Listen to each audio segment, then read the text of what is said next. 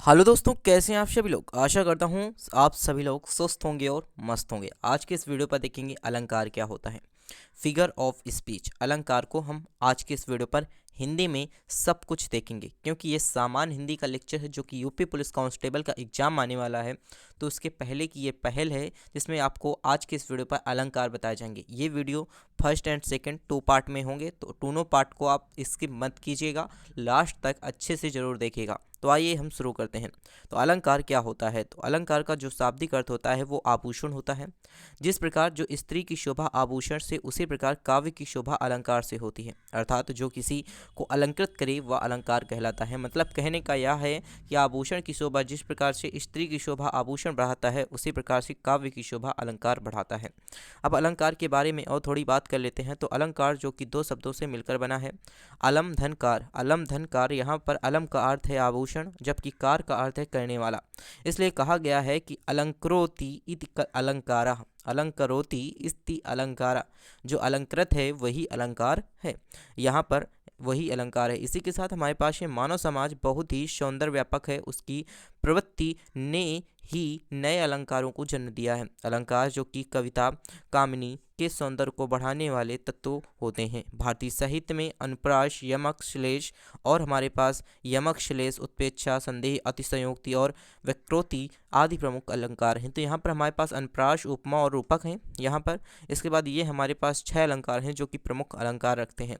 तो यहाँ पर हम देखेंगे आचार्य केशवदास जी ने कविप्रिय से अलंकार को समझाते हुए कहा है, यद्यपि पूजती सूल लक्षणी, जो कि हमारे पास सूल छड़ी, सुबरन सरस सुब्रत भूषण बिन ना विराजाई कविता वनिता मित।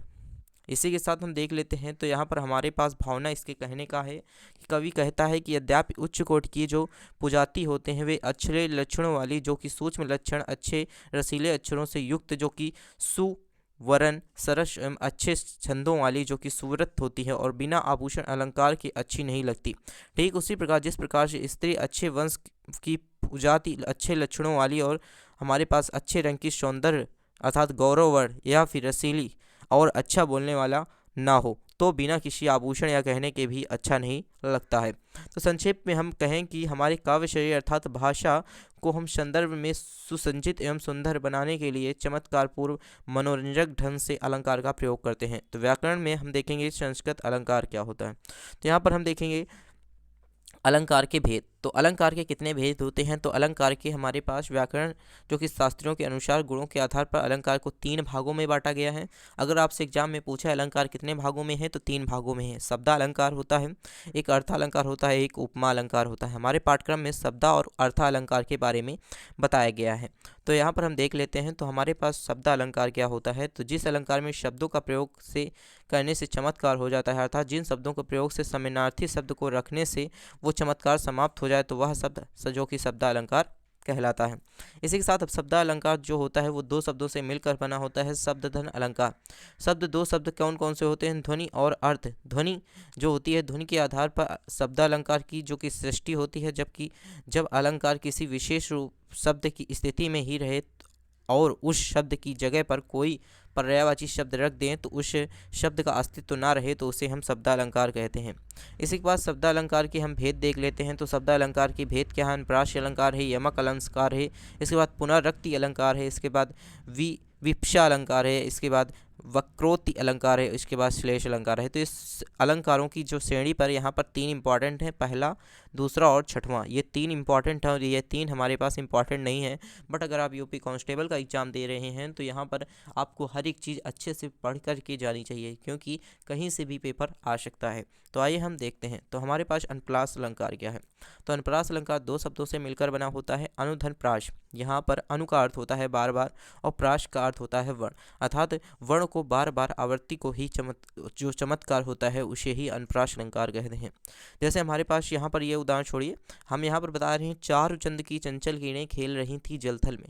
तो यहाँ पर 4 शब्द बहुत ही बार आया है, तो यहाँ पर हम इसे अनुप्रास अलंकार भी कह सकते हैं। तो इसी तरह से जन रंजन मंजन दनुज मनुज रूप सूर भूप शिव विश्व बंदर इत धत उदर जोवत सोवत शूप, यहाँ पर ये अलंकार का जो हमारे पास है अनुप्रास अलंकार का ये हमारे पास उदाहरण हो गया। तो इसी के साथ हम बात कर लेते हैं अनुप्रास अलंकार के उपभेद क्या होते हैं। तो उपभेद में हमारे पास से 5 उपभेद यहाँ पर बताए हैं। तो यहाँ पर छेक्का अनुप्रास है, इसी के साथ व्यत्यय अनुप्रास है, लाटा अनुप्रास है, इसी के साथ अनंत्य अनुप्रास है, इसी के साथ सूत्रय अनुप्रास है। इसी के साथ हम छेका अनुप्रास के अलंकार की बात कर लेते हैं। तो जहाँ पर स्वरूप और क्रम से अनेक व्यंजकों की आवृत्ति एक बार हो वह छेका अनुप्रास अलंकार कहलाता है। वहाँ छेका अनुप्रास अलंकार जैसे हमारे पास है छीती छीती, रहेसी रहेसी, हंसी हंसी उठे, सासे भरी आंसू, भीर कवत दई दई। यहाँ पर ये इसका जो हमारे पास उदाहरण हो जाएगा। इसी के साथ हम बात कर लेते हैं व्यत्ययानुपस्थ अलंकार। तो व्यत्ययानुपस्थ अलंकार जब एक व्यंजन की आवृत्ति अनेक बार हो तो व्यत्ययानुपस्थ अलंकार कहलाता है। जैसे चामार सी, चंदन सी, चांद सी, चांदनी, चमेली, चारु, चंद, सुधार। इसी के साथ हम बात कर लेते हैं लाटा अनुप्रास अलंकार की। तो लाटा अनुप्रास अलंकार क्या होता है। तो लाटा अनुप्रास अलंकार में हम वाक्यों की आवृत्ति होती है तो प्रत्येक जगह पर अर्थ भी वही और अनन्य करने पर भिन्नता आ जाए वह लाटा अनुप्रास अलंकार कहलाता है।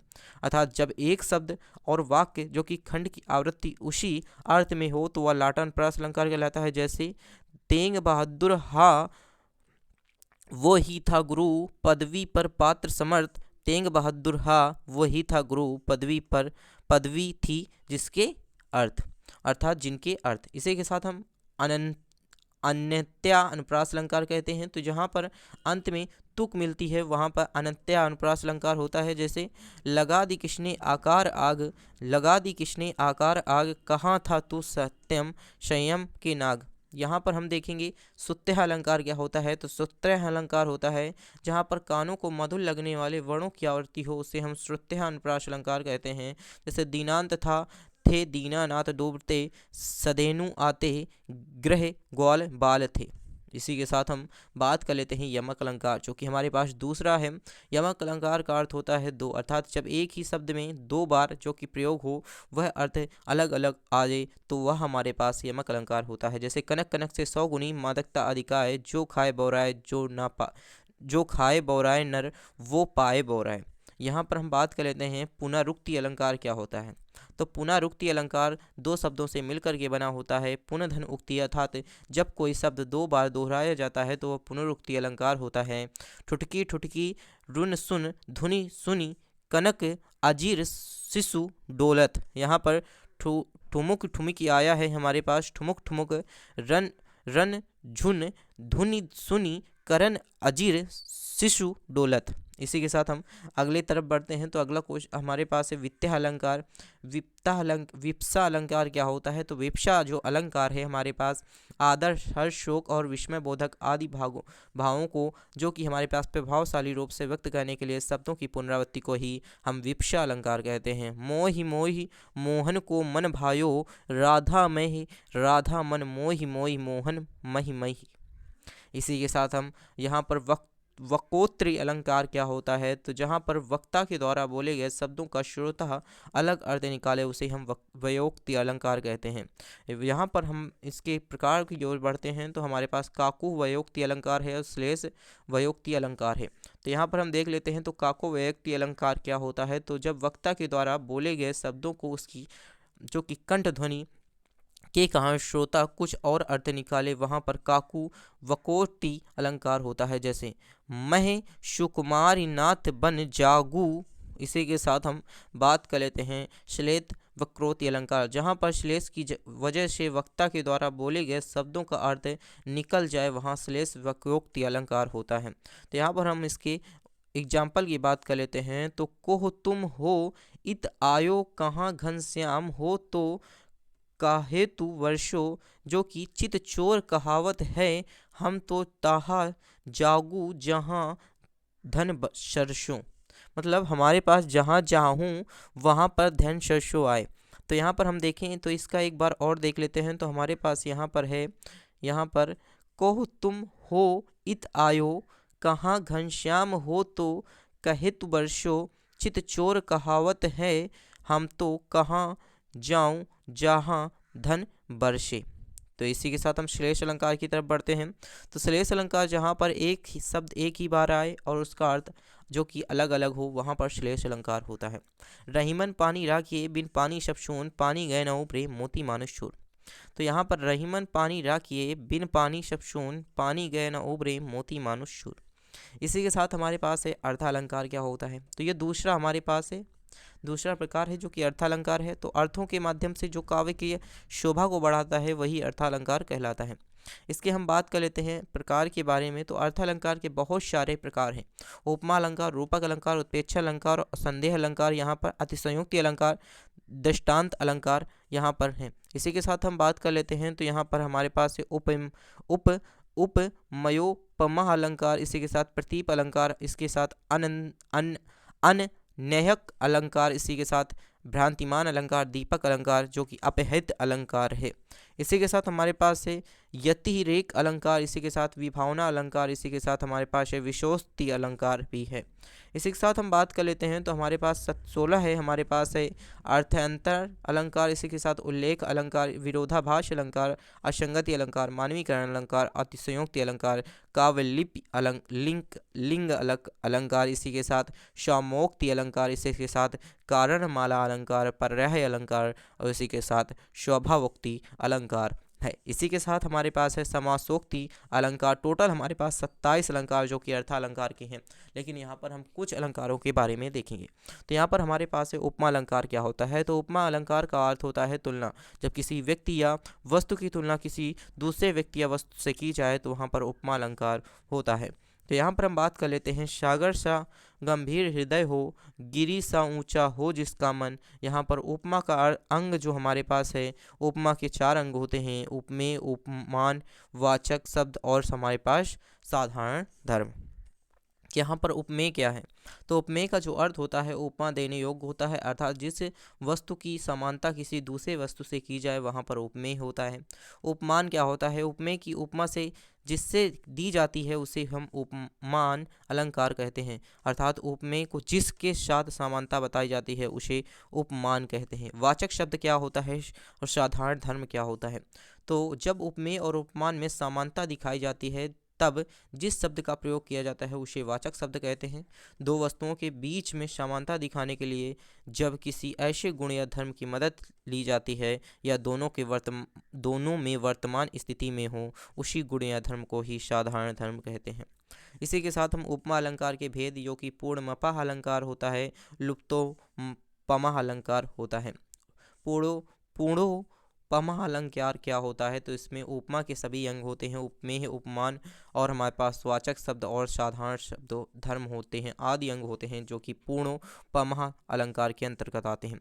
सागर सा गंभीर हृदय हो, गिरी सा ऊंचा हो जिसका मन, इसका यह उदाहरण हो जाएगा। इसी के साथ हमारे पास है लुप्तोपमा अलंकार क्या होता है। इसमें उपमा के चारों ओर में से यदि एक या दो या फिर 3 का ना होना पाया जाए तो ये हमारे पास लुप्तोपमा अलंकार होता है। कल्पना सी अतिशय कोमल, कल्पना सी अतिशय कोमल इसका एग्जाम्पल हो जाएगा।